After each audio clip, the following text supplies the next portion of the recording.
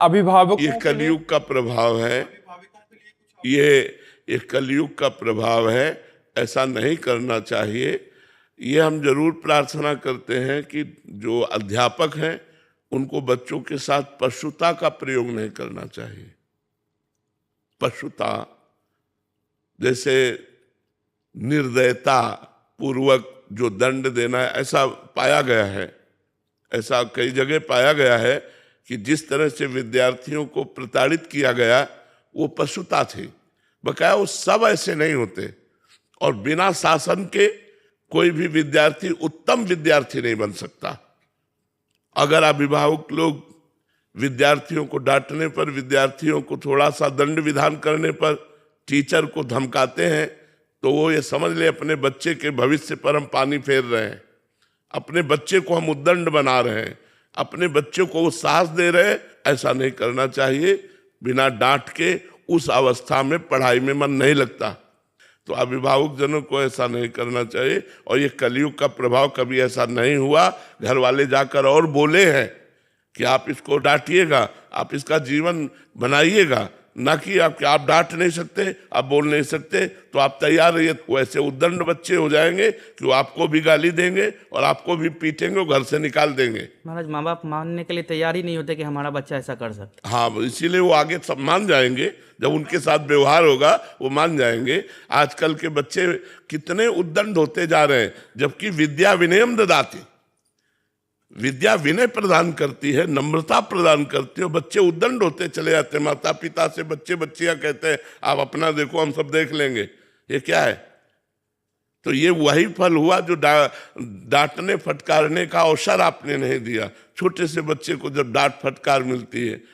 एक बार एक बच्चे ने पेंसिल चुराई, पेंसिल, और माँ से बोला माँ पेंसिल चुरा के लाया हूं। तो उसने कहा शाबाश, लिखने के काम आएगी। वही चलकर सुल्ताना डाकू हुआ। सुल्ताना डाकू का चरित्र दिखाया था, और जब उसको अंग्रेजों ने फांसी देने की बात कही तो पूछा तुम्हारी आखिरी इच्छा क्या है? तो उसने कहा मुझे मेरी माँ से मिला दो। तो उन्होंने सोचा मात्र प्रेम के कारण, जब माँ मिली तो दांत से नाक काट लिया। तो अंग्रेजों ने पूछा ऐसा क्यों किया? बोले अगर पेंसिल पहली बार चुराई थी और ये थप्पड़ मार देती तो आज मैं फांसी पे न चढ़ता।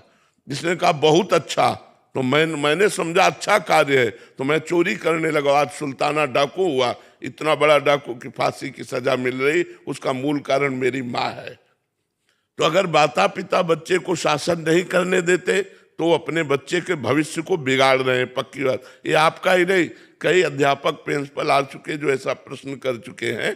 तो ये बात जरूर है, हम उन माता पिता से प्रार्थना करते हैं कि जो बच्चों के साथ पशुता का व्यवहार करते हो आप उनका विरोध कीजिए, लेकिन जो बच्चों को धार्मिक और आध्यात्मिक लौकिक शिक्षा में प्रवीण बनाने के लिए कुछ शासन करते हैं, लेकिन हम इस बात का भी विरोध करते हैं कि पशुता का प्रयोग नहीं करना चाहिए। बच्चे हैं, उनको नॉर्मल दंड देना चाहिए। खड़े हो, चलो यहाँ खड़े रहो, थोड़ा भय दिखा दिया, अब मार उसको पशु की तरह व्यवहार करना ये ठीक नहीं। कुछ ऐसे होते हैं जो मतलब निर्दयता का, ऐसा नहीं है। बच्चे पढ़ाई में अगर चूक करते हैं तो उनको बहुत मृदु दंड दिया जाता है, कठोर दंड। कोई वो चोर थोड़ी है, अच्छा वो सयाने नहीं है। 10 वर्ष, 12 वर्ष, 15 वर्ष, 16 वर्ष, 18 वर्ष, ये सब कोमल अवस्थाएं हैं। तो ऐसे बच्चों को खड़ा कर दिया, सबके सामने थोड़ा सा डांट दिया, ये ऐसे चलेगा। अब अगर इसका भी विरोध होगा तो फिर वो उद्दंड तो हो ही जाएंगे। बहुत उद्दंड हो जाते हैं, बहुत बच्चे उद्दंड हो जाते हैं। और आज का जो बच्चा उद्दंड है उसका कारण यही, न माता पिता का शासन, न शास्त्र का शासन, न संतों का शासन, न टीचर का शासन।